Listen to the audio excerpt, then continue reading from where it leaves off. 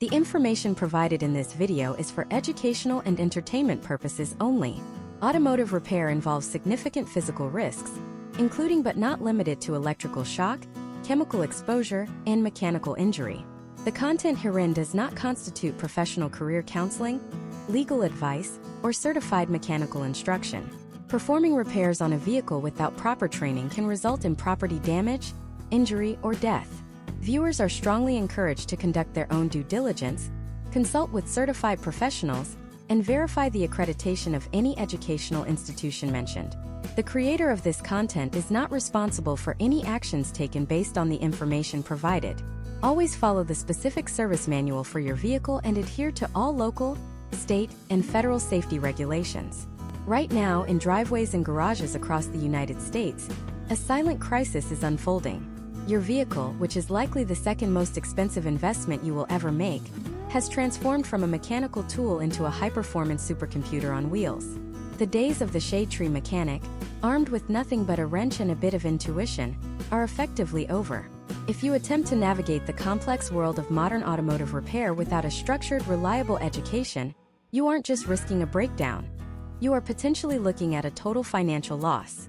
Recent historical trends indicate that the average cost of a simple electronic control module replacement can now exceed $2,000. And if that repair is botched by an uncertified hand, the cascading failures can lead to a vehicle being labeled a total loss by insurance providers. We are entering an era where a single incorrect probe of a multimeter on a high-voltage hybrid system can result in a catastrophic event. Yet, despite this complexity, there is a massive vacuum in the labor market. The TechForce Foundation has highlighted a technician shortage that is reaching critical levels, suggesting that the industry needs to recruit hundreds of thousands of new technicians just to keep pace with demand. You might think that finding a course to bridge this gap is as simple as a quick search online, but that is where the trap is set. The United States is currently saturated with what industry insiders call diploma mills, unaccredited programs that use flashy marketing to attract students, charge tens of thousands of dollars in tuition, and leave graduates with a piece of paper that most shop foremen at major dealerships won't even look at.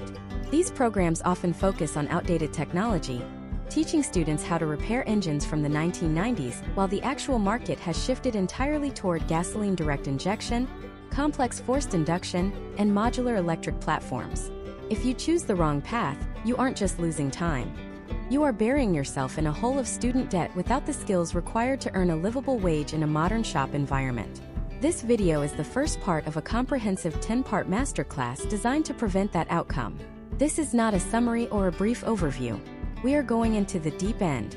We are going to analyze the structural integrity of the American automotive education system. We are going to look at why certain certifications carry the weight of gold while others are essentially worthless.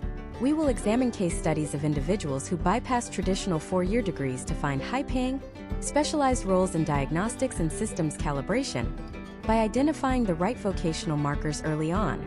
By the end of this specific segment, you will understand the fundamental shift in the automotive landscape that makes a formal course no longer optional, but a mandatory requirement for anyone looking to touch a vehicle manufactured after 2020. To understand why finding a reliable course is so difficult, we have to look at the sheer data of vehicle complexity. A modern vehicle can contain upwards of 100 million lines of code. For context, that is more than a Boeing 787 Dreamliner. We are talking about advanced driver assistance systems, or ADAS, which involve radar, LiDAR, and complex camera arrays that must be calibrated to a fraction of a millimeter. If you take a course that doesn't provide hands-on access to these specific calibration tools, you are being trained for a job that no longer exists. Historical trends in the U.S. labor market show that technicians who specialize in these high-tech areas see a significantly different career trajectory than those who remain generalists. The potential outcomes for a highly trained diagnostic specialist involve not just a steady paycheck, but a career that is virtually recession-proof. People may stop buying new cars during an economic downturn, but they must repair the ones they have to get to work. However, the barrier to entry is the quality of the information you consume. We have seen a surge in fast-track online courses that claim you can learn the trade in a matter of weeks. While digital literacy is important, automotive repair is a tactile, kinesthetic profession. A reliable course must balance the theoretical physics of internal combustion and electromagnetism with the physical reality of seized bolts and hydraulic pressures. Consider the case study of a mid-sized independent shop in Ohio. The owner reported that out of 50 applicants from a local non-accredited technical institute, not a single one could correctly identify the pins on an OBD2 port or explain the difference between a high-side and low-side pressure reading in an air conditioning system. This is the reality of the skills gap in the United States. The promise of this masterclass is simple. I am going to show you exactly how to vet a program so you never become a statistic in that shop owner's story. We are going to break down the acronyms that actually matter. You have likely heard of ASE, or the National Institute for Automotive Service Excellence, but do you know the difference between a school that is NATEF certified and one that simply uses ASE-style test prep? There is a massive distinction. One prepares you for a career. The other prepares you for a multiple-choice test. We will look at the fiscal reality of these programs, comparing the return on investment between a $40,000 private technical college and a $5,000 community college program that has direct ties to manufacturers like Ford, Toyota, or General Motors. In the United States, the automotive education sector is a multi-billion-dollar industry, and like any industry, it has its predatory actors. We are going to pull back the curtain on the recruitment tactics used by some of the larger for-profit chains. We will look at the fine print of their job placement statistics, which often include graduates working in unrelated retail roles just to pad the numbers. This is about more than just finding a reliable course. It is about identifying a program that aligns with the specific trajectory of the 21st century automotive technician. Whether you are a hobbyist who wants to ensure your family's safety by performing your own maintenance, or an aspiring professional looking to command a six-figure salary as a master lead tech, the foundational steps we are covering today are the most critical you will ever take. We are going to explore the tier system of automotive training, starting from the basic vocational high school level and moving all the way up to manufacturer-specific specialized training. We will discuss why the local hero mechanic down the street might be a great person to learn from for basic oil changes, but why you need a structured curriculum to understand the logic gates of a modern transmission controller. The complexity of the task ahead of you is significant, but the roadmap is clear if you know where to look. We are going to discuss the importance of laboratory environments, the ratio of instructors to students, and the specific types of diagnostic equipment a school must have in its shop to be considered reliable. If they aren't using oscilloscopes and thermal imaging cameras in their diagnostic modules, they are living in the past, and you shouldn't be paying for a history lesson. This is the deep dive into the American Auto Repair Educational Complex. Let's begin the process of turning you into an informed consumer of education. To understand how to navigate the landscape of automotive education in 2026, we have to look at the specific case of Marcus, a 24-year-old living in Chicago. Like many of you watching right now, Marcus spent the last 3 years working in a retail warehouse, watching as automation slowly chipped away at his hours.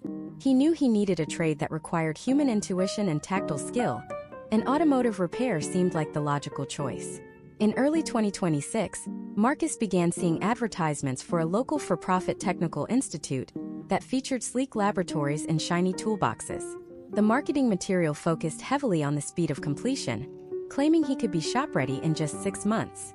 However, Marcus decided to look deeper into the historical trends of graduates from that specific institution before signing a $35,000 loan agreement. What he discovered is the first critical lesson in identifying a reliable course: the accreditation trap. In the United States, there are 2 primary types of accreditation: regional and national. While national accreditation sounds more impressive, in the world of academia and high-level technical training, regional accreditation is often the gold standard that allows for the transfer of credits and higher oversight. But even more important for the automotive industry is the specific programmatic accreditation from the ASE Education Foundation, formerly known as NATEF.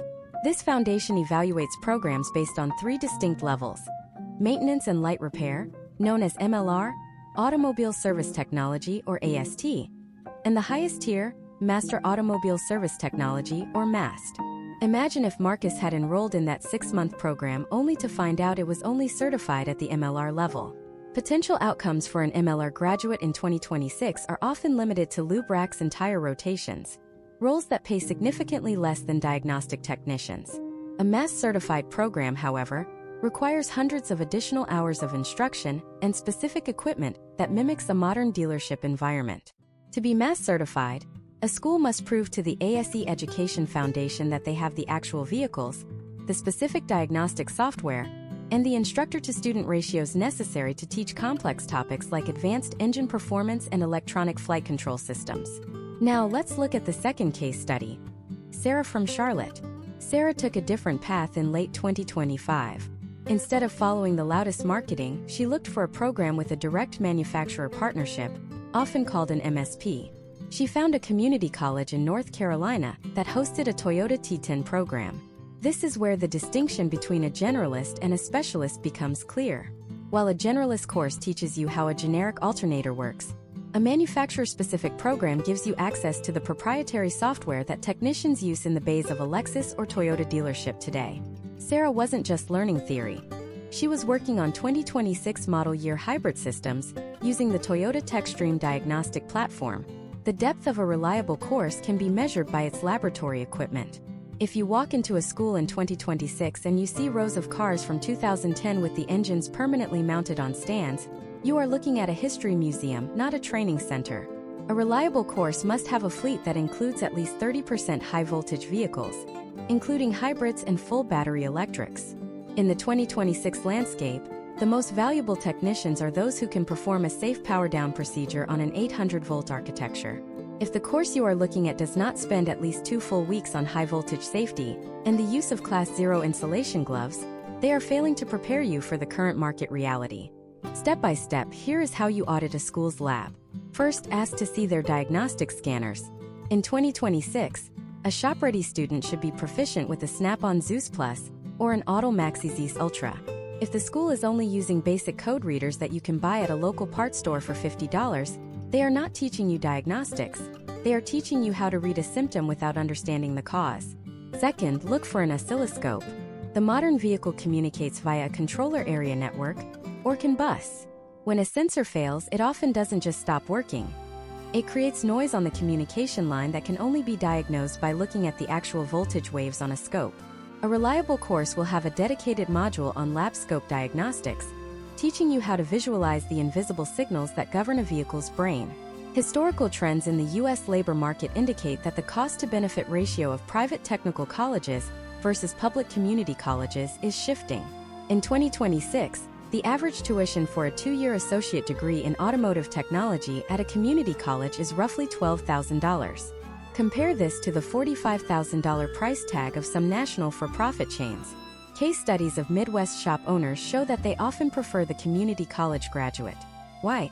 Because these programs are usually more grounded in the local economy and have advisory boards made up of local shop foremen who dictate what tools and skills are actually in demand. Imagine if you are sitting in a classroom and the instructor is reading from a textbook that hasn't been updated since 2018. In 2026, the software in a vehicle is updated over the air almost every month. A reliable course must integrate digital literacy and cybersecurity. With the rise of ISO/SE 21434, the global standard for vehicle cybersecurity, modern technicians must understand how to navigate secure gateways just to perform a simple brake bleed on certain models. If your potential course doesn't mention the words secure gateway or authentication, you will be locked out of the very vehicles you are trying to fix the moment you graduate. The depth of instruction also matters when it comes to ADAS, or advanced driver assistance systems. By 2026, even entry-level economy cars are equipped with lane keep assist, adaptive cruise control, and emergency braking. These systems rely on cameras and radar that require precise calibration after something as simple as a windshield replacement or an alignment. A reliable course in the United States must have a dedicated ADAS calibration bay. If they are not teaching you how to set up targets and use a digital plumb bob to align a radar sensor, you are missing out on one of the highest margin service categories in the modern shop. Potential outcomes for someone who follows this deep dive vetting process are vastly different from those who take the path of least resistance. Those who identify mass-certified, manufacturer-partnered programs often find themselves in specialized roles where they are not just turning wrenches, but acting as data analysts for complex mechanical systems. These roles offer a career path into shop management, fleet operations, or even forensic automotive investigation. However, there is a hidden variable that even the most prestigious schools often downplay. It is the one thing that can derail a career before it even begins, regardless of how much you know about CAN bus or high-voltage safety. It is the invisible hurdle of the industry that has bankrupted more young technicians than any tuition bill ever could. We have analyzed the schools, the tools, and the technology, but we haven't touched the one financial decision that will define your first 5 years in the shop. In the next part of this masterclass, we are going to dive into the predatory world of the tool truck, the debt cycles that trap graduates, and how to build a professional-grade diagnostic kit without spending $100,000 before your first paycheck. This is the secret that the recruitment posters will never show you. To understand the gravity of the financial crossroads you face, let us look at the case of Alex, a 22-year-old technician in Phoenix, Arizona, in early 2026. Alex did everything right according to the recruitment brochures.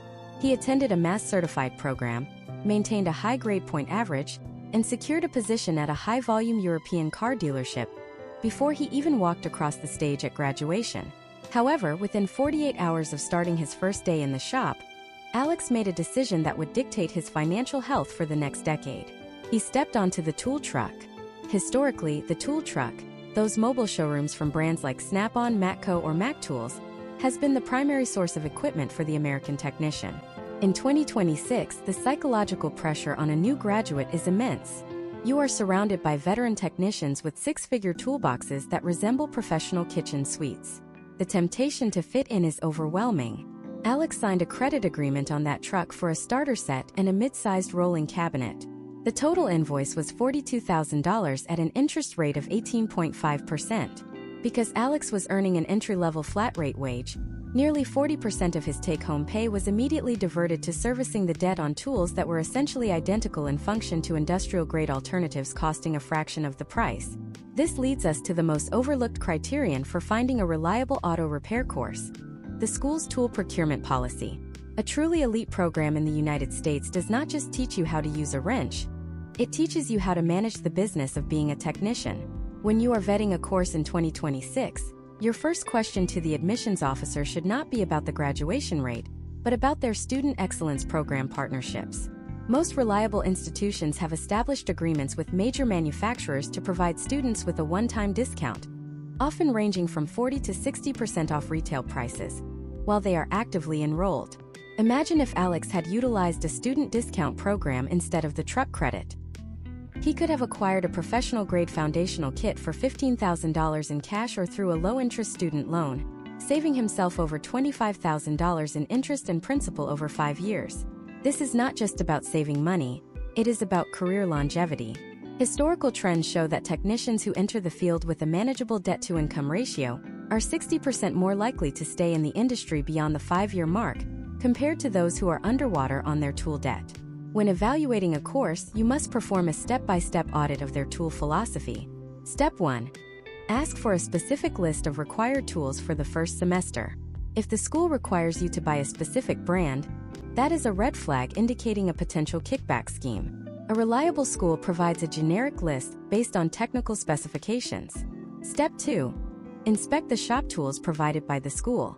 In 2026, a high-quality program should provide every student with access to high-end diagnostic tablets and oscilloscopes during lab hours, so that the student does not feel pressured to buy these $5,000 items while still in training. Step 3. Inquire about the school's tool literacy curriculum. Do they teach you the metallurgy of a chrome vanadium wrench versus AS2 steel bit? Do they explain why a $300 torque wrench requires annual calibration to maintain a tolerance of plus or minus 3%? Consider the following data comparing two paths for a 2026 graduate. Category: the truck brand path, the strategic procurement path. Initial tool investment $45,000, $12,000. Financing method: tool truck credit, 18% plus. Student loan or cash, 5 to 8%. Monthly payment, $850, $150. 5-year total cost $51,000, $13,200. Remaining debt at year 5, $12,000, $0. Export to sheets. Imagine if you took that $700 monthly difference and invested it into specialized diagnostic software or advanced ADAS calibration training. By year 5, the strategic technician is not just debt-free. They are a specialist commanding a higher labor rate, while the other technician is still working just to pay for the box their tools sit in. The evolution of automotive technology in 2026 has also changed the definition of what a tool actually is. We are seeing a massive shift from mechanical tools to digital assets. In a reliable course, you will spend less time learning how to polish a chrome wrench and more time learning about the logic of a multimeter. For example, understanding the relationship between voltage, current, and resistance via Ohm's law is the foundation of all modern diagnostics. Rovnítko IR.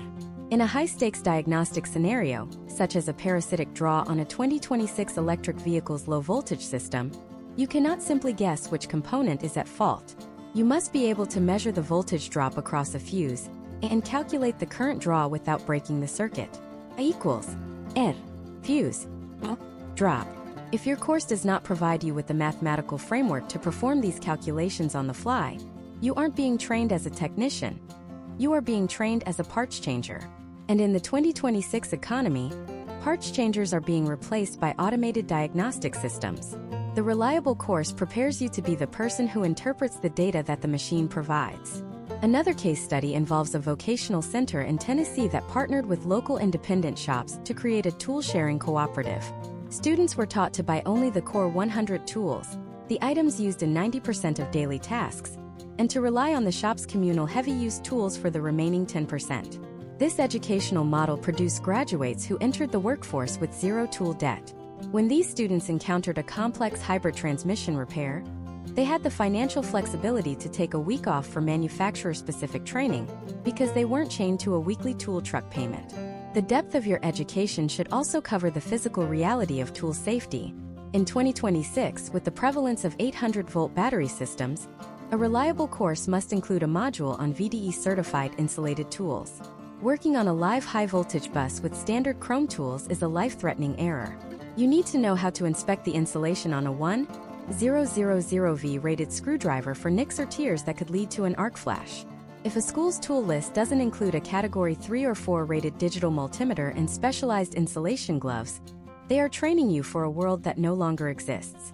Step by step, you should look for a program that integrates tool management into the grading system. Do they dock points for a messy toolbox? Good. That is teaching you the 5S methodology of lean manufacturing: sort, set in order, shine, standardize, and sustain. In a professional environment, a lost 10mm socket isn't just a nuisance. If it is left inside a turbine housing or a battery tray, it is a catastrophic liability. As we move forward in this masterclass, we have established how to vet the school's accreditation and how to avoid the financial ruin of the tool truck. But there is a massive regional hurdle that most national programs completely ignore. Depending on which of the 50 states you plan to work in, the legal requirements to even touch a customer's car vary wildly. In some states, you can start tomorrow with no oversight. In others, you face strict licensing boards and mandatory continuing education credits that can shut down your career if you miss a single filing. The question is, does the reliable course you are looking at actually prepare you for the specific legal landscape of your region? Or are they selling you a one-size-fits-all solution that will leave you unlicensable in a high-demand market? In the next part, we are going to break down the American regulatory map, the specific states where a certification is actually a license, and the hidden legal traps that can turn a simple repair into a courtroom nightmare. Keep watching, because what you don't know about state-specific regulations could make your entire degree obsolete the moment you cross state lines. To understand the hidden legal geography of automotive repair in 2026, we have to examine the case of Javier, a master technician who moved from Dallas, Texas, to Los Angeles, California, in February of this year. Javier had 15 years of experience and a chest full of ASE certifications, but within his first week at a high-end independent shop in Santa Monica, he realized that his Texas experience had left him completely unprepared for the regulatory reality of the West Coast. In Texas, automotive repair is largely governed by the free market and standard consumer protection laws. In California, however, the Bureau of Automotive Repair, or BAR, acts as a dedicated regulatory agency with the power to shut down a career overnight. A reliable auto repair course in 2026 must do more than teach you how to fix a car. It must teach you how to stay out of a courtroom. If you are looking at a national program that uses the same curriculum for a student in Florida as it does for a student in Michigan, you are looking at an incomplete education. The regulatory map of the United States is fragmented, and navigating it requires what we call compliance literacy. Imagine if Javier had performed a repair on a modern 2026 hybrid powertrain without properly documenting the specific diagnostic trouble codes, or DTCs, before and after the repair. In California, under the BAR's strict documentation standards, that failure to provide a detailed written estimate and obtain a formal authorization can lead to a total forfeiture of the labor and parts costs. Historical trends in the U.S. legal landscape show that in states with strict consumer protection acts, like Florida's Motor Vehicle Repair Act, a technician who fails to provide a written estimate for repairs exceeding $100 can be sued for treble damages. This means the customer could potentially be awarded 3 times the cost of the repair, plus attorney's fees. Step by step, you must evaluate if your course covers the following 3 pillars of regulatory compliance. First is the licensing versus certification divide. While ASE is a national certification that proves your technical competence, it is not a legal license to work in all 50 states. In Michigan, for example, the state requires all mechanics to be state certified through the Michigan Department of State. You must pass specific state-administered tests in categories like engine repair, brakes, and electrical systems. A reliable course in Michigan will integrate the State of Michigan Mechanic Study Guides directly into the curriculum. If your school is only teaching you the ASE series, you will graduate and find yourself legally unable to sign off on a repair order in a Michigan shop. Second, the course must cover environmental regulations, specifically the EPA Section 609 certification. By 2026, the transition to our 1234yf refrigerant is complete for almost all internal combustion vehicles, but we are now seeing the widespread adoption of our 744, which is high-pressure carbon dioxide, in the heat pump systems of luxury electric vehicles like the Lucid Gravity and the Tesla Model S. These systems operate at pressures 10 times higher than traditional air conditioning. A reliable course will provide you with the formal proctored exam for EPA 609 certification. Without this card in your wallet, it is a violation of federal law to even purchase refrigerant in the United States. Case studies from the EPA's Enforcement Division show that technicians found venting refrigerant into the atmosphere can face fines of up to $44,000 per day per violation. Third is the documentation and authorization cycle. Imagine if you are a technician in New York, and you discover a cracked brake rotor while performing a routine oil change. If you simply fix the rotor because you know the car is unsafe, and you do not follow the specific New York State Department of Motor Vehicles protocols for supplemental authorization, you have committed a legal error. A reliable course should have a dedicated module on service writing and shop management software. They should teach you how to use platforms like ShopKey or TechMetric to document the digital trail of a repair. In 2026, the repair order is no longer just a piece of paper. It is a legal document that includes high-definition photos of the failure, video evidence of a noisy bearing, and a digital timestamp of when the customer clicked an authorization link on their smartphone.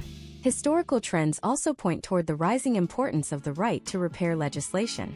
In 2026, the battle over data access has reached a fever pitch.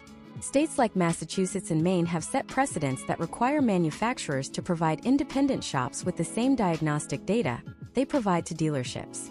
A reliable course will teach you the ethics and the legalities of this data access. They will explain how the Magnus Warranty Act protects you and your customers, ensuring that a vehicle's warranty is not voided simply because an independent technician performed the maintenance using high-quality aftermarket parts. To conduct a deep dive audit of a school's legal curriculum, you should ask to see their module on the OSHA Hazard Communication Standard.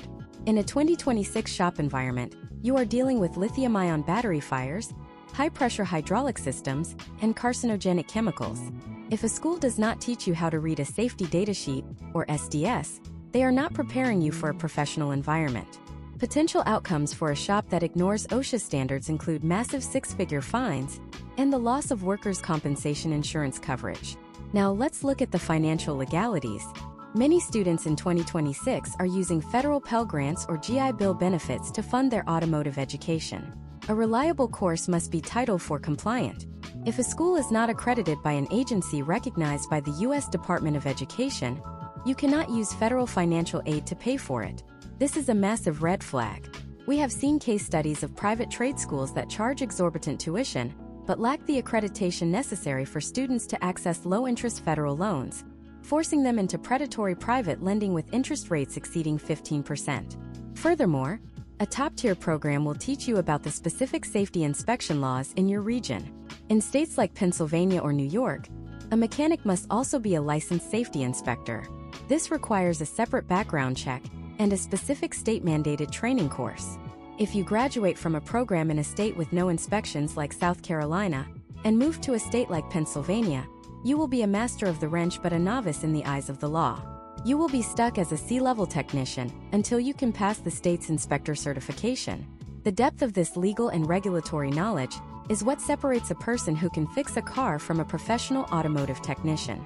We have analyzed the schools, the tools, and the legal traps, but there is one final piece of the puzzle that most students ignore until the very last week of their program.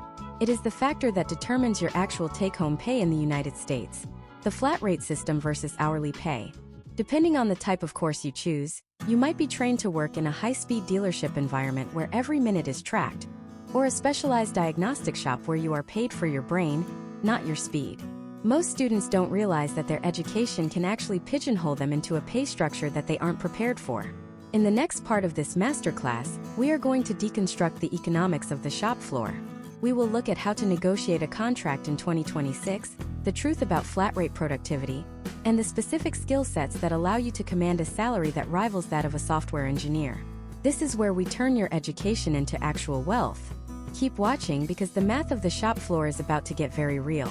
To understand the financial mechanics of the shop floor in 2026, we must look at the case of David, a 26-year-old technician in Columbus, Ohio. David recently completed a high-level associate degree in automotive technology, specializing in electronic systems. On his first day at a premier dealership, he was introduced to the concept of the flat rate system, which is the heartbeat of the American automotive service industry. In this environment, you are not paid for the hours you spend standing in the shop. You are paid for the predetermined labor hours assigned to each specific task. This is where your education either becomes a high-yield asset or a heavy liability. Imagine if David is assigned a brake rotor and pad replacement on a 2026 model year vehicle. The labor guide, which is a digital database like ALLDATA or Mitchell 1, might dictate that this job pays 2 flag hours. If David, thanks to the efficiency training he received in a reliable course, completes the task in 1 hour while maintaining all safety protocols, he has effectively doubled his hourly rate for that period. However, if David lacks the procedural knowledge and struggles with the electronic parking brake calibration required for that specific model, and the job takes him 4 hours, he is still only paid for 2. This disparity is why historical trends show a massive turnover rate for technicians who graduate from low-quality programs that focus on theory, but ignore shop speed and procedural efficiency. A reliable auto repair course in 2026 must prepare you for this high-stakes environment by teaching you the math of the flag hour. When you are auditing a potential school, ask if they utilize flat rate simulators in their lab sessions. You need to know how to read a labor guide and how to organize your workspace to minimize non-productive movement. Step by step, you should be taught how to stage your tools before the vehicle even enters the bay. If you are searching for a 10mm socket while the clock is ticking on a flag hour job, you are literally watching your paycheck evaporate in real time. Furthermore, we are seeing a significant shift in 2026 toward hybrid pay models. Because modern diagnostics on electric vehicles and complex ADAS systems can be unpredictable, many top-tier independent shops and forward-thinking dealerships are moving away from pure flat rate. They are implementing a base salary plus efficiency bonus structure. Potential outcomes for a technician under this model are far more stable. For example, David might negotiate a base salary of $50,000 a year, which covers his presence in the shop, with a performance bonus tied to his billable hours and his fix-it-right, the first-time metric. When you sit down to negotiate your first contract after finishing your course, you need to bring data, not just a diploma. This is where the depth of your education serves as leverage. In 2026, a technician with specialized certifications in high-voltage battery repair or radar calibration is not just another worker. They are a revenue generator for the shop. You should be prepared to ask for a production-based tiered pay scale. For instance, if you flag over 40 hours in a week, your rate per hour might increase by $5 for every hour above that threshold. This incentivizes high performance while rewarding the specialized skills you acquired. Historical trends in the U.S. labor market suggest that the top 10% of automotive technicians are now commanding salaries that rival software engineers, often exceeding $120,000 annually in major metropolitan areas. But this is not an outcome of luck. It is the result of strategic contract negotiation. A reliable course will include a module on professional development that covers the following 5 critical contract clauses. First, the tool allowance. In 2026, many shops are offering a monthly stipend to help technicians maintain and upgrade their diagnostic equipment. If a shop expects you to have a $5,000 scanner, but doesn't offer a tool allowance, you are essentially subsidizing their business. Second, the training hours clause. Technology in 2026 moves so fast that if you aren't attending at least 40 hours of continuing education every year, your skills will be obsolete in 36 months. A reliable contract should specify that the employer pays for the training courses and pays you your average hourly rate while you attend them.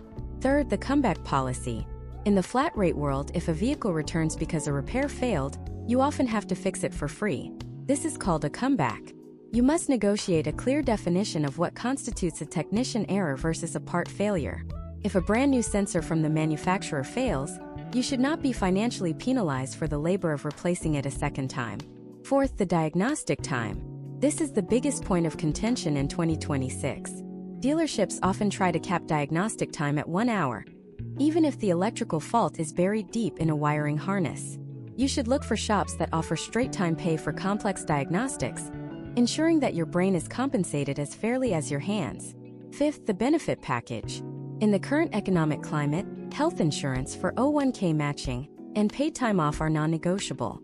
Many independent shops in the past struggled with these benefits, but in 2026, the technician shortage has forced a level of competition that favors the worker. If a course doesn't teach you how to evaluate a total compensation package, you might find yourself seduced by a high hourly flag rate that lacks any long-term security. Imagine if you are working on a high-voltage system, and you encounter a fault that isn't in the service manual. A technician who was trained in a deep dive masterclass knows how to use a logic tree to isolate the problem. This skill is what allows you to command the highest tier of the pay scale. We are seeing case studies where diagnostic specialists are being paid six figures just to act as a shop foreman, floating between bays to solve the problems that the entry-level techs cannot. This is the goal of a reliable education, to move you from the person doing the heavy lifting to the person solving the complex puzzles. But even with the best contract and the highest skill level, there is a physical reality to this job that no textbook can fully prepare you for. The automotive industry in the United States is physically demanding, and in 2026, the ergonomic toll of working on heavy battery packs and cramped engine bays is a major concern. Many technicians find that their careers are cut short not by a lack of knowledge, but by physical burnout. You have learned how to find the school, how to vet the tools, how to navigate the law, and how to negotiate the pay. But we haven't talked about the long game. How do you protect the most important tool in your kit? Your own body. And more importantly, how do you transition from the shop floor to a position of leadership or even shop ownership? In the next part of this masterclass, we are going to explore the longevity of the automotive career. We will look at the rise of mobile diagnostic businesses, the ergonomics of the modern shop, and the specific path to becoming a shop owner in a world where the equipment costs more than the building itself. If you think you're going to be under a car forever, you're thinking too small. Stay tuned because we're about to map out your 20-year exit strategy. The transition from the shop floor to a position of strategic leadership begins the moment you choose your initial training program. Most people view automotive repair as a linear path where you turn wrenches until your back gives out. But in 2026, the data suggests a much more sophisticated career arc. Let us look at the case of Robert, a 45-year-old lead technician in Atlanta. After 20 years in the bays, the physical toll of the industry, chronic lumbar strain, and repetitive motion issues in his wrists started to impact his flag hour productivity. In the old era of automotive repair, Robert might have been forced into an early, lower-paying retirement or a lateral move into parts delivery. However, because Robert's foundational education was a deep-dive masterclass that prioritized systems logic over mechanical muscle, he was able to pivot into a mobile diagnostic business that currently out-earns his previous dealership salary by 40%.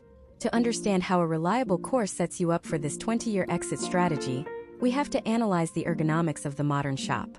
Historical trends indicate that the most successful technicians in 2026 are those who treat their bodies like high-performance machines. A top-tier automotive program now includes modules on industrial ergonomics. Imagine if your course taught you how to use a lift-assist exoskeleton for heavy battery pack removals, or how to set up a digital inspection station that minimizes unnecessary bending and reaching. Step by step, you should be looking for a curriculum that treats physical longevity as a core competency. If a school doesn't discuss the long-term health impacts of chemical exposure or the proper use of pneumatic assist tools to preserve joint health, they are not preparing you for a full career. They are preparing you for a 5-year burnout. The first major exit strategy for a highly educated technician is the move into mobile diagnostics and programming. By 2026, the complexity of vehicle software has created a niche market where independent shops often cannot afford the proprietary tooling for every single brand. Robert's mobile business solves this. He doesn't do oil changes and he doesn't pull engines. He drives a van equipped with $30,000 worth of factory scan tools and high-frequency oscilloscopes. When a shop in his network gets stuck on a complex communication bus error or needs a secure gateway module flashed on a 2026 electric vehicle, they call Robert. He charges a premium flat fee for his brain, not his labor. Potential outcomes for this path include lower physical overhead, no shop rent, and the ability to set a schedule that accommodates a better work-life balance. However, entering the mobile diagnostic space requires a level of electrical engineering knowledge that most basic courses skip. You must understand the physics of signal aliasing on a digital scope and the intricacies of J2534 pass-through programming. Sampling greater than or equal to 2f. Signal.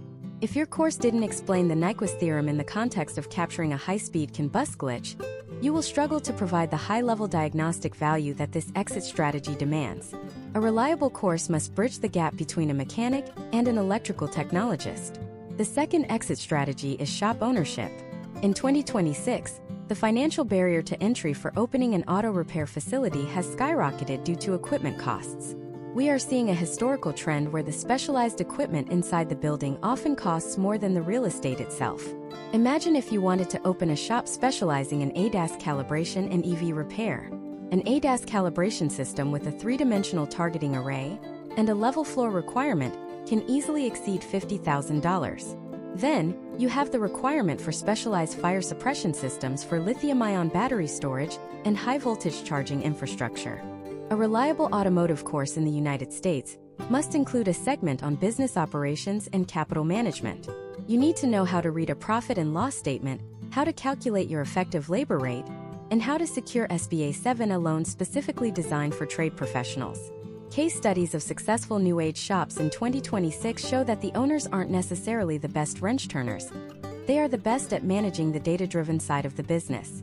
They use predictive analytics to schedule maintenance and digital marketing to target high-margin European vehicle owners. Let's look at the third exit strategy, the service advisor to shop manager pipeline. Many technicians feel that moving up front to the service desk is a demotion, but in 2026, it is one of the most powerful roles in the industry. As vehicles become more like computers, the average consumer understands them less. This creates a massive communication gap. A technician who has been trained in a deep dive masterclass has the unique ability to translate complex multiplexing issues into a language the customer understands. Imagine a customer brings in a 2026 SUV with a ghost in the machine. The infotainment screen flickers whenever the lane keep assist activates. An advisor with no technical background will struggle to sell the 3-hour diagnostic fee required to find the shared ground wire issue. A former technician, however, can explain the logic of the shared circuit and use digital inspection photos to show the customer exactly why the repair is necessary.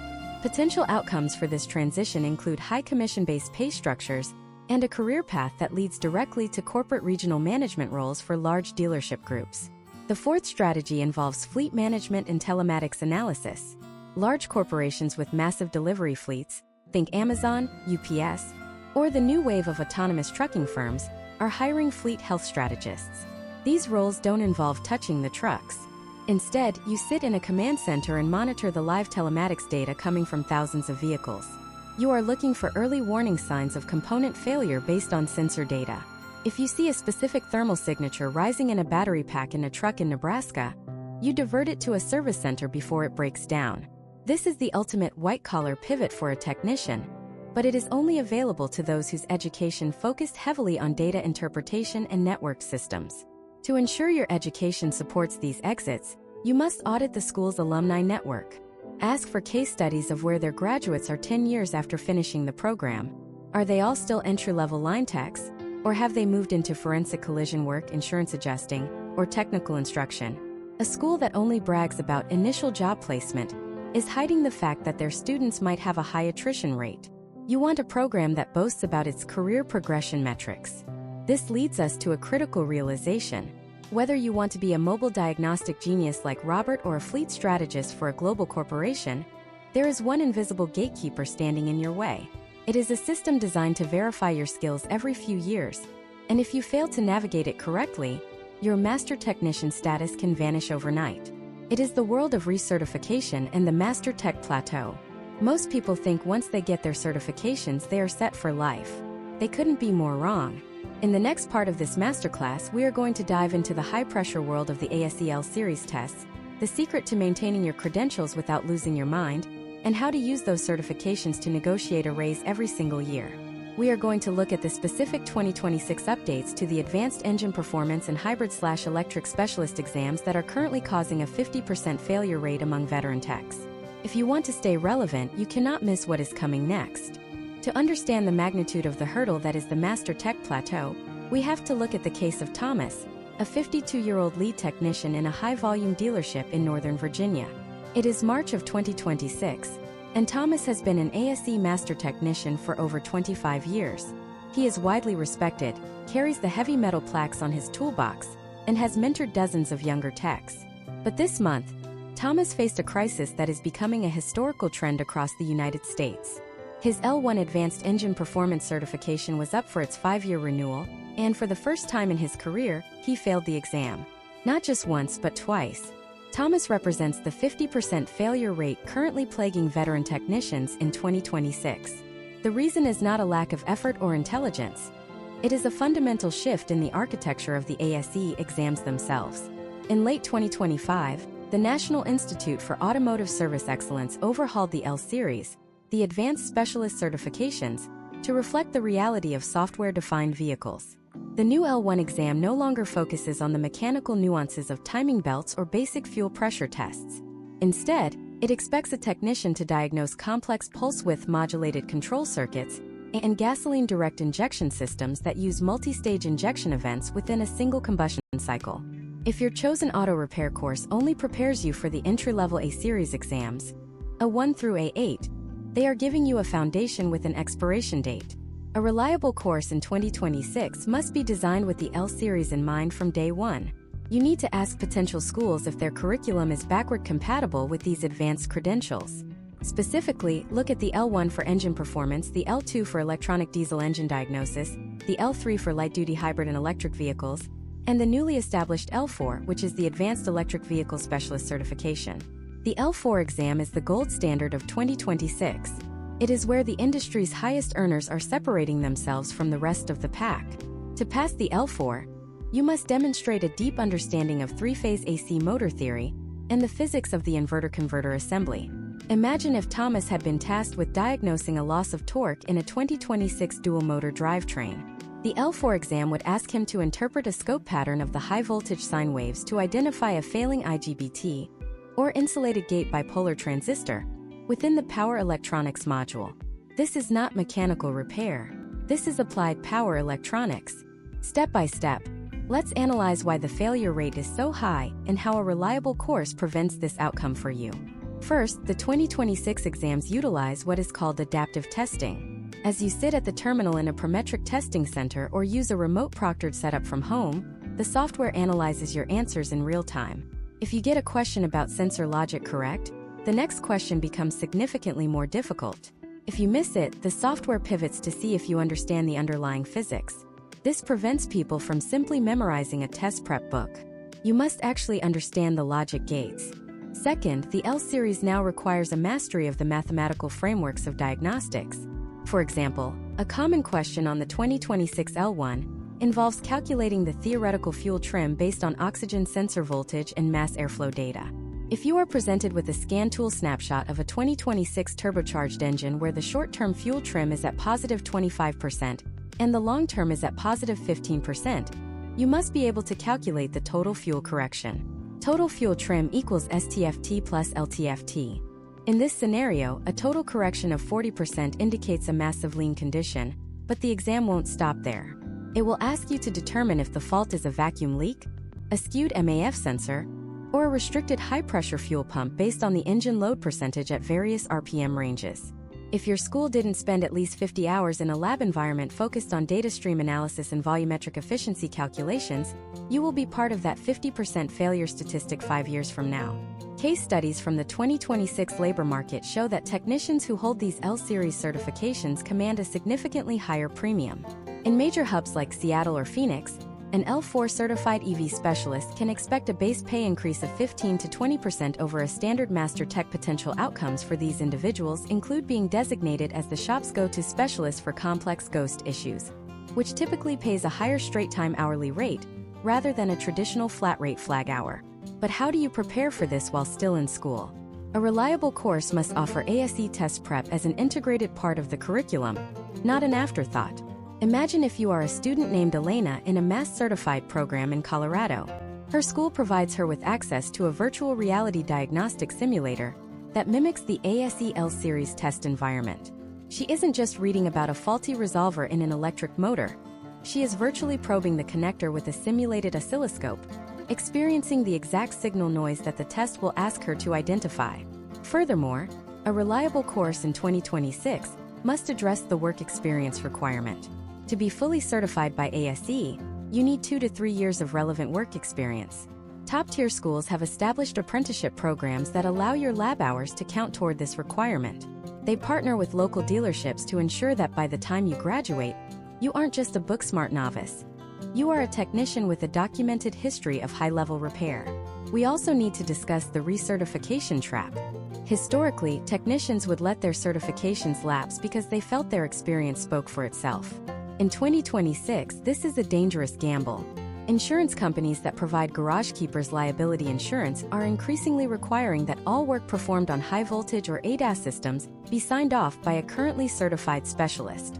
If you let your L3 or L4 lapse, your shop might legally be unable to assign you the most profitable jobs. A reliable course teaches you the administrative side of the trade, how to track your expiration dates, and how to utilize the ASE Renewal app, which allows you to maintain your certifications through monthly microtests rather than one high-stress exam every 5 years. The depth of your training must also extend to the cybersecurity of the testing process itself. By 2026, the ASE has implemented biometric verification for remote testing. You need to understand the protocols of these high-stakes environments. If you are caught with a smartphone or an unauthorized browser tab open during a remote L4 exam, you can be barred from the ASE program for life. As we look at the landscape of 2026, it becomes clear that the reliable course is the one that views graduation not as the finish line, but as the qualifying round. You are being trained for a career of perpetual examination. If the prospect of taking a high-stakes test every month sounds daunting, it shouldn't. It is the very thing that keeps your wages high and your competition low. The difficulty of the L-Series is your greatest ally in the labor market. But there is one more evolution in the automotive world that even the ASE is still catching up to. It is the shift from repairing a vehicle to remanufacturing its components. As the price of new vehicles continues to climb, a new sector of the industry is exploding, one that combines traditional mechanics with high-precision manufacturing and chemical engineering. In the next part of this masterclass, we are going to dive into the world of component refurbishment. We will look at how to rebuild a lithium-ion battery pack at the cell level, how to resurface ceramic brake rotors, and why the throwaway culture of the 2010s is being replaced by a circular economy that requires a whole new set of specialized tools and educational markers. If you think you're just going to be swapping parts for the rest of your life, you're missing the biggest profit shift in decades. Stay tuned because we are about to go inside the battery lab. Inside the battery lab of 2026, the environment looks less like a traditional garage and more like a high-precision clean room. The smell of ozone replaces the scent of heavy oil, and the primary tools are not impact wrenches, but thermal imaging cameras and cell balancing discharge units. To understand why component refurbishment is the next frontier of a reliable auto repair education, we must examine the case of Maya, a technician working in Portland, Oregon. In July of 2026, Maya encountered a 2023 electric SUV that had been flagged for a total battery pack replacement by a local dealership. The estimated cost for the customer was $17,000. However, Maya had graduated from a specialized program that focused on the circular economy of automotive components. Imagine if Maya had followed the traditional parts changer methodology taught in lower-tier schools. She would have simply unplugged the high-voltage service disconnect, lowered the 1,200-pound pack, and sent it to a recycler while the customer faced a financial crisis. Instead, Maya used her training in high-voltage spectrometry and internal resistance analysis to perform a deep-dive diagnostic. She discovered that out of the 96 individual battery modules in the pack, only 2 were exhibiting a voltage sag under load. By performing a surgical module-level replacement, a process that requires precise voltage matching and thermal interface material application, Maya was able to restore the vehicle to 98% of its original capacity for less than $3,000. A reliable auto repair course in 2026 is no longer complete if it only teaches you how to identify a fault. It must teach you how to remediate it at the component level. Historical trends indicate that as vehicle prices have soared, the American consumer is no longer willing to accept the replace-only philosophy. When you are auditing a school's laboratory, you must look for specific refurbishment infrastructure. Step by step, check for the following 3 markers. First, look for a dedicated clean bench for electronic control module repair. In 2026, a technician should be able to identify a blown capacitor or a failed solder joint on a printed circuit board. If a school does not have high-definition digital microscopes and precision soldering stations, they are ignoring a massive segment of the modern repair market. Second, inspect their battery management system or BMS diagnostic tools. A top-tier program will teach you the physics of state of health, or SOH calculations. This isn't just a number on a screen. It is a calculated value based on the relationship between nominal capacity and current capacity. So sad face. C. Nominal. C. Current. 100%. In a reliable course, you will learn how to measure internal resistance across a cell string to predict future failures. Terminal. Rovnítkov. OSI. IR. Internal. If your instructor cannot explain how our internal increases as the lithium-ion lattice degrades, they cannot teach you how to safely refurbish a battery pack. This is high-stakes work. One mistake in torquing a bus bar or a single stray drop of coolant during a module swap can lead to thermal runaway.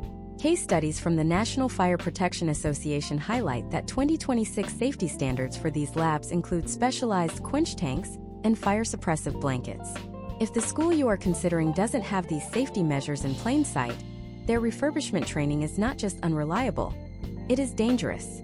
Third, look for high-precision machining equipment. We are seeing a resurgence in the need for metallurgical knowledge. For example, consider the resurfacing of ceramic composite brake rotors. In the early 2020s, these were considered non-serviceable. But in 2026, new diamond-tip lathe technology allows technicians to resurface these $5,000 rotors to within a 5-micron tolerance. A reliable course will have a module on precision measurement, teaching you how to use micrometers and dial indicators to verify lateral runout and thickness variation. Potential outcomes for a technician with these machining skills involve working in high-performance racing sectors or specialized luxury vehicle restoration. The shift toward a circular economy also applies to internal combustion components. While the world is moving toward electrification, there are still over 250 million gasoline-powered vehicles on American roads in 2026. However, the supply chain for new parts has become increasingly fragmented. This has made remanufacturing a high-growth sector. Imagine if you are working on a 2018 heavy-duty truck with a cracked cylinder head. A standard shop would wait 6 weeks for a backordered part. A technician trained in advanced refurbishment can use electromagnetic crack detection and specialized TIG welding techniques to repair the casting, followed by a precision deck resurface. This skill set makes you invaluable to fleet managers who cannot afford to have a vehicle out of service for over a month. Step by step, you should ask if the course includes training on the following materials science topics. Carbon fiber repair. As vehicle frames become lighter, understanding the resin-to-fiber ratio and vacuum bagging techniques for structural repairs is becoming a core competency. Additive manufacturing. Many reliable schools in 2026 now have industrial-grade 3D printers. They teach students how to design and print temporary jigs, specialized tool adapters, or even non-structural plastic trim pieces that are no longer available from the manufacturer. Chemical analysis. Understanding the alkalinity and glycol concentration in modern long-life coolants is no longer a dipstrip test. It involves using a refractometer to ensure the chemical stability of the fluid prevents electrolysis in multi-metal cooling systems. Historical trends show that the most profitable shops in 2026 are those that keep the value add in-house. When a shop has to outsource a battery rebuild or a control module flash, they lose 50% of the potential margin.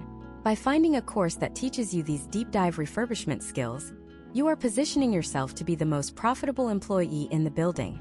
You are the person who can save a customer $10,000 while still making a high profit for the shop. Imagine the professional satisfaction of Maya, who saved that family $17,000. She didn't just fix a car. She used her education to solve a complex economic and technical problem. This is the difference between a job and a craft. However, possessing these high-level technical skills is only half the battle.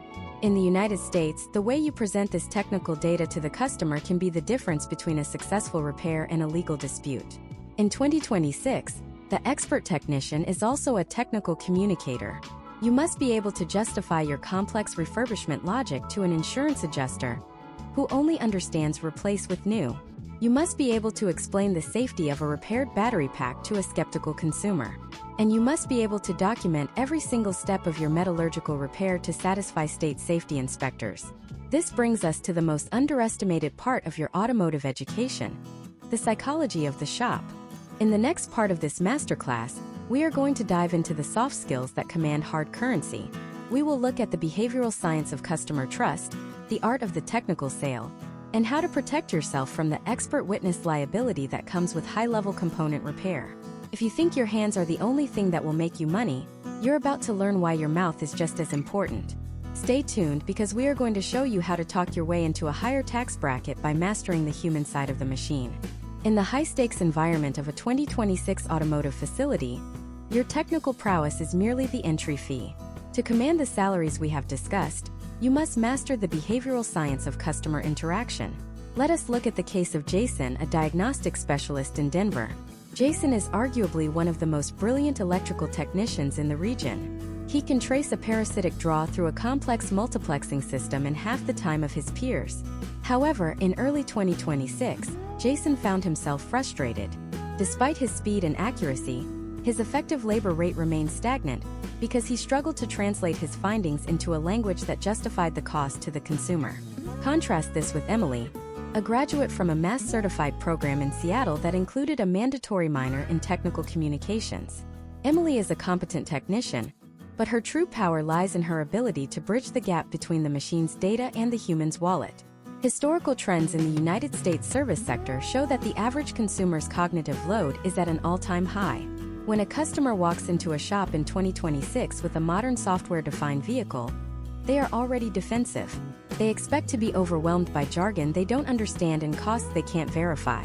A reliable auto repair course must teach you the psychology of the shop, which begins with the rule of 3 in technical communication: observation, implication, and solution. Step by step, when Emily identifies a failure in a 2026 radar cruise control system, she doesn't just say the module is bad. She provides a digital inspection report that includes a photo of the corrosion on the connector. This is the observation. She explains that this corrosion causes signal latency, which means the car might not recognize a braking event in time. This is the implication. Finally, she provides the itemized repair plan. This is the solution. Potential outcomes for technicians who utilize this structured communication are significant. Data from shop management systems in 2026 indicate that digital inspection reports, or DIRs, increase the average repair order value by 25%. This is not because you are selling things the customer doesn't need, but because you are providing the transparency necessary for them to say yes to essential safety repairs. Imagine if you are tasked with explaining a $5,000 battery refurbishment. If you approach it as a parts swapper, the customer sees a $5,000 bill. If you approach it as a technical consultant, you show them the internal resistance graphs of their failing cells versus the healthy ones. You frame the $5,000 not as an expense, but as a $12,000 saving compared to a total pack replacement. This is the art of the technical sale. A reliable course in the United States must also address the legal concept of duty of care and how it intersects with your communication. In 2026, the liability landscape for automotive technicians has shifted. If you perform a high-level repair on an autonomous driving system and that system later fails, your documentation is your only defense. You are essentially an expert witness in your own career. When you are vetting a school, ask if they teach forensic documentation. You need to know how to write a technician's story on a repair order, that can hold up in a court of law. This involves using objective, measurable data. Instead of writing brakes are bad, a professional technician in 2026 writes front brake pads measured at 2 millimeters, which is below the manufacturer's minimum safety specification of 3 millimeters. Rotors exhibit heat checking and lateral runout exceeding 0.002 inches. This level of detail does two things. It protects you from liability, and it builds an unshakable foundation of trust with the customer. Case studies of successful independent shops in 2026 show that trust equity is the most valuable asset a technician can build. When a customer trusts that you are making data-driven recommendations, they stop shopping on price and start shopping on expertise. This allows you to command a higher labor rate because you are providing a premium, low-risk service. Furthermore, we must discuss the art of de-escalation. Even the best technicians will eventually encounter a comeback or a dissatisfied customer. In a 2026 landscape where a single negative viral review can damage a shop's reputation, your ability to handle conflict is a revenue protection skill. A reliable course will put you through role-playing scenarios. Imagine a customer is irate because their 2026 electric vehicle is still throwing a range estimation error after a costly repair. A technician without soft skills training might get defensive, citing the data. A trained technician will use the feel, felt, found technique. I understand how you feel about the range not being what you expected. Other customers have felt the same way after a software update, but what we have found is that the battery management system needs 3 full charge cycles to recalibrate its predictive algorithm. Step by step, you should look for a program that integrates these behavioral sciences. Active listening, teaching you to listen to the customer's description of the symptom without interrupting. Often, the customer provides the clue that leads to the fix, but technicians miss it because they are already mentally diagnosing the car. Visual aids, using oscilloscopes and thermal cameras not just for your own diagnosis, but as a show-and-tell tool for the customer. In 2026, seeing is believing. Financial literacy for the customer, explaining the return on investment for preventative maintenance. For example, showing a customer the historical trends of cooling system neglect leading to $10,000 inverter failures. Imagine if you are looking for a course and you find 2 options. School A has the best engines and the newest scanners. School B has the same equipment but also has a service leadership track that teaches you how to manage a team, how to handle difficult clients, and how to read the body language of a negotiation. In 2026, School B is the superior choice for long-term wealth. You are not just a laborer. You are a high-tech service provider in a trust-starved market. The depth of this human-side education also prepares you for the internal politics of the shop. To move into a management or owner role, you must be able to lead other technicians. This requires an understanding of different personality types, the skeptical veteran, the eager novice, and the burned-out flat rater.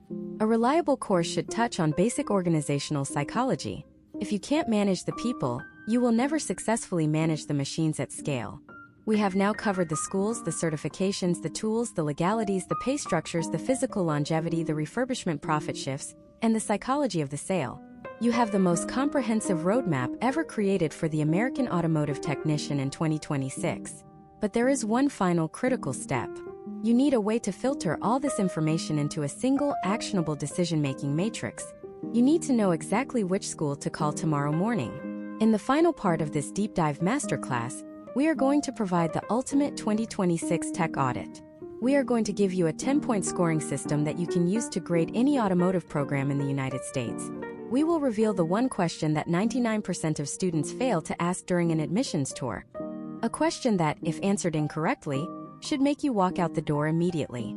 The finale is where everything we've talked about becomes your reality. Get ready to take the final leap. The single question that 99% of students fail to ask during an admissions tour is this: can I see the minutes and the roster from your last occupational advisory committee meeting? If the admissions officer looks at you with a blank expression, or if they tell you that such information is private, you should turn around and walk out the door immediately. In the United States in 2026, an Occupational Advisory Committee, or OAC, is the lifeblood of a reliable auto repair course. This committee is composed of local shop owners, dealership service managers, and master technicians who meet twice a year to tell the school exactly what they need in an employee. They decide if the school needs to stop teaching drum brakes and start buying more ADAS calibration targets. If a school doesn't have an active OAC, they are teaching in a vacuum, and you are paying to learn skills that the local market might have abandoned 3 years ago. Let us look at the case of Jordan, a 21-year-old in Miami. Jordan visited a high-profile, for-profit technical college that boasted a 90% job placement rate. The facility was beautiful, with polished floors and brand-new toolboxes. However, when Jordan asked about the OAC, the recruiter tried to pivot back to the gym facilities and the student lounge. Jordan, having watched this masterclass, insisted. He discovered the committee hadn't met since 2023. This was a massive red flag. Historical trends show that schools with inactive advisory boards often have a surplus of outdated equipment. Jordan eventually found a local community college where the OAC included the service directors from the 3 largest Mercedes-Benz and Ford dealerships in the county. These directors weren't just advising the curriculum. They were actively poaching students 3 months before graduation. To help you make your final decision, we have developed the Ultimate 2026 Tech Audit. This is a 10-point scoring system designed to strip away the marketing fluff and reveal the true value of an automotive program. Point 1 Accreditation Tier. You are looking for the Master Automobile Service Technology, or MAST seal from the ASE Education Foundation. Do not settle for the lower MLR or AST tiers if you intend to be a high-earning diagnostic specialist. MAST certification ensures the school has the equipment to teach all 8 areas of automotive repair plus advanced engine performance. Point 2 The Vehicle Age Gap. Asked to walk through the shop and look at the VIN stickers on the door jambs of the training fleet. In 2026, a reliable course must have at least 20% of its fleet composed of vehicles from the last 3 model years.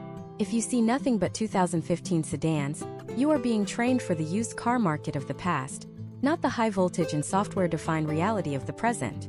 Point 3. The multimeter-to-student ratio. This is a specific tactile metric.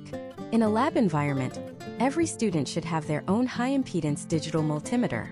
If students are forced to share a single meter between 3 or 4 people, your hands-on time is being cut by 75%. In 2026, electrical diagnostics is 70% of the job.